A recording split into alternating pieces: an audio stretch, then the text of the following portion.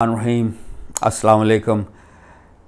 Generation gap हमारे वक्तों में एक पूरा जनरेशन होती थी which is around 30 years. Generation का जो by definition is a period of 30 years जिसमें अगली नस्ल आ जाती है, जवान हो जाती है।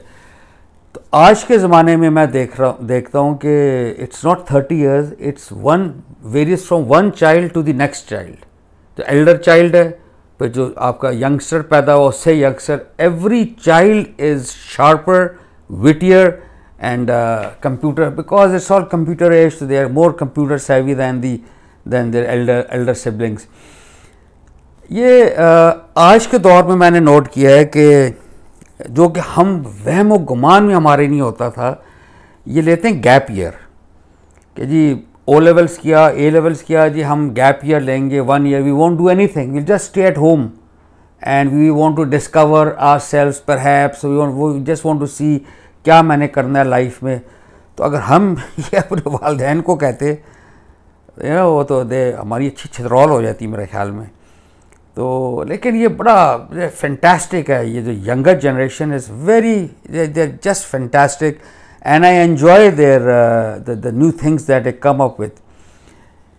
बात ये है कि जब मैंने इंटर की 81 में, तो ये वो ज़माना था जब बच्चों से तवक्को की जाती थी आपने पाकिस्तान में ये इंजीनियर बनना है या डॉक्टर, वरना हमारे माँ बाप कहते थे आप भूखे मर जाएंगे।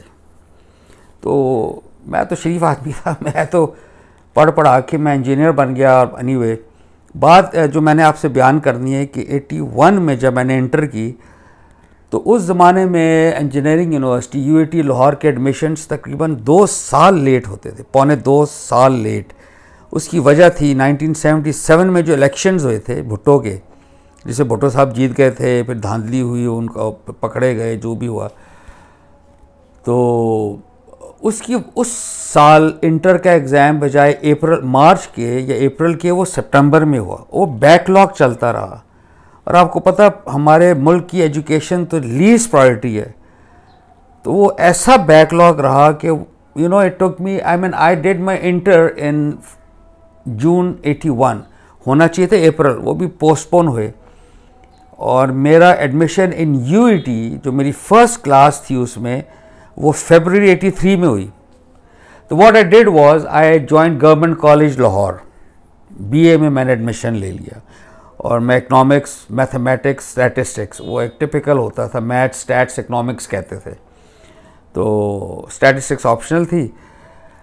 अच्छा, जो मैं आपसे चीज़ बताना चाहता हूँ ये है कि जब मैंने government college Lahore is an outstanding institution, वो आज भी है, वो हमेशा रहेगा और हमेशा से था। उसका एक एनवायरनमेंट ही ऐसा फैंटास्टिक है and people still take pride. तो मेरे इंग्लिश के टीचर थे सिद्दीकी साहब, और मैंने जब वो इंग्लिश के लेक्चर्स वो देते थे, for me it was something out of this world the way he used to teach English. And मुझे याद है मेरे वालिद साहब ने उस वक्त भी मुझे ऐसे ही कहा कि आमिर आप don't do engineering, do MBA या कुछ इस तरह कर लो। तो मैंने कहा नहीं, मेरे नंबर आए हुए हैं तो मैंने तो इंजीनियरिंग करनी है। आप यकीन करें, in hindsight now when I look back, I would have wanted to do in fact English और MA English, perhaps MPhil in English or something to do with arts. Perhaps I was not cut out to be an engineer.